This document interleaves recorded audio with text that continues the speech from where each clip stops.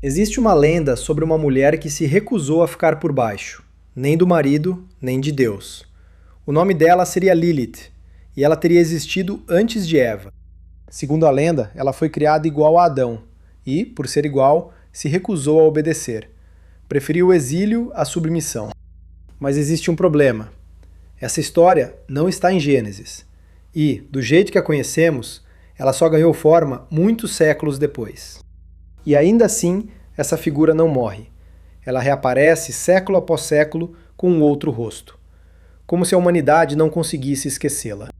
Então, 3 perguntas. De onde veio essa mulher? Por que ela assusta tanto? E por que, 4.000 anos depois, ainda falamos dela? Primeiro, a lenda.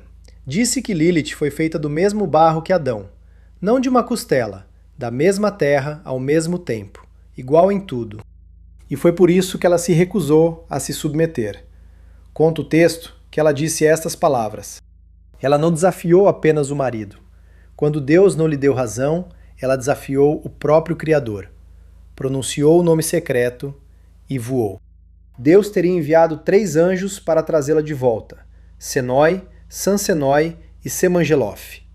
Eles a encontraram, a ameaçaram e ela, mesmo assim, se recusou a voltar. O preço foi terrível. Diz a lenda que ela perderia 100 de seus filhos a cada dia e que, por vingança, se tornaria uma ameaça aos recém-nascidos. É uma história poderosa. Uma mulher que escolheu o exílio à obediência. Mas onde, afinal, ela foi escrita pela primeira vez? A resposta muda tudo. Toda essa narrativa, a igualdade, o desafio, a fuga, aparece pela primeira vez num único texto judaico medieval, o alfabeto de Ben Sira, escrito por volta dos séculos 8 a 10. Ou seja, mais de 1000 anos depois da Bíblia. E muitos estudiosos leem essa obra como uma sátira, uma provocação, não um dogma. Mas a provocação pegou. E por que ligá-la a Adão? Porque Gênesis conta a criação da mulher 2 vezes, de formas diferentes. Alguns imaginaram uma primeira antes de Eva, e a lenda preencheu esse silêncio.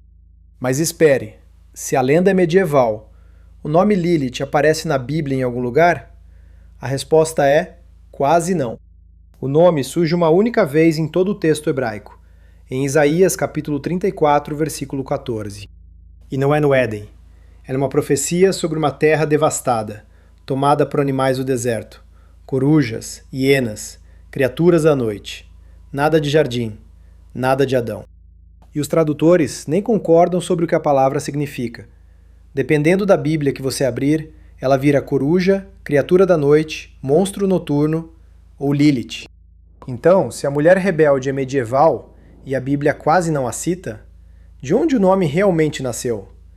Para achar a raiz, é preciso voltar muito mais no tempo. Na antiga Mesopotâmia, há mais de 3.000 anos, o nome não era de uma mulher. Era de uma classe inteira de demônios da noite e do vento. Espíritos temidos por homens e por mães. Lilu, Lilito, Ardat Lili. Espíritos da noite ligados ao desejo, ao perigo e à morte de recém-nascidos. E, quase sempre, com um rosto feminino. No antigo mito sumério, uma criatura se aloja no tronco de uma árvore. Uma tradução dos anos 30 colocou ali o nome Lilith, mas os estudiosos de hoje leem apenas uma donzela demônio. E aquela imagem perturbadora que você já viu, sempre com a legenda Lilith, a deusa alada com garras, corujas e leões?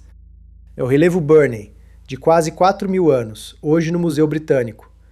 Mas quem ela representa é uma disputa, Ishtar, ou Ereshkigal, a deusa dos mortos. O museu não a chama de Lilith. E aqui está a grande virada. Lilith não foi apagada da Bíblia. Ela foi construída, camada por camada. Mas repare no padrão que se repete. Em toda época a mesma figura. A mulher que se recusa a servir, que quer estar por cima, e que por isso é temida e chamada de demônio. No Talmud, ela é o espírito noturno que seduz e ameaça. Na Idade Média, os místicos da Cabala a coroaram de vez, de espírito da noite, a rainha dos demônios, e esposa de Samael, o grande adversário. Não mais por baixo, no trono.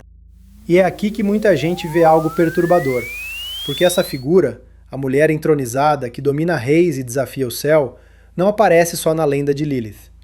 Numa leitura simbólica, ela ecoa dentro da própria Bíblia. Há quem veja o mesmo padrão em Jezabel. A rainha estrangeira que dominava o próprio rei impunha seus deuses e mandava matar os profetas que a enfrentavam. A própria Bíblia conta que, ao ser confrontada, Jezabel pintou os olhos e enfeitou a cabeça, desafiando até o fim, sem se curvar. E há quem estenda a leitura ainda mais longe, até o último livro da Bíblia, o Apocalipse, até a figura conhecida como a Babilônia, a Grande. Uma mulher vestida de púrpura e escarlate, sentada sobre as águas e sobre os reis do mundo. Um símbolo, diz o texto, de um poder que se coloca acima de tudo. Atenção, são figuras diferentes, de textos e séculos diferentes. Costurá-las é uma leitura, não um fato. Mas é uma leitura que muita gente faz, porque o padrão é o mesmo, a mulher que quer estar acima. Então, no nosso tempo, a mesma figura virou de novo, só que desta vez não como demônio, como símbolo. A partir dos anos 70, Lilith foi reivindicada como ícone de independência, a mulher que exigiu igualdade, que se recusou a servir e que preferiu a liberdade à obediência. E aqui está a tensão que divide todo mundo. A mesma recusa que uns celebram como libertação, outros leem como rebeldia. A mulher que não quer ser igual, e sim estar acima. Talvez seja isto que Lilith sempre foi, um espelho. Cada época projetou nela o seu maior medo e a sua maior esperança, sobre a mulher que se recusa a ficar por baixo. Então, ela foi mesmo a primeira mulher apagada da história? O registro diz que não. Nenhum texto antigo a chama de esposa de Adão antes da Idade Média. Mas talvez a pergunta certa nunca tenha sido essa.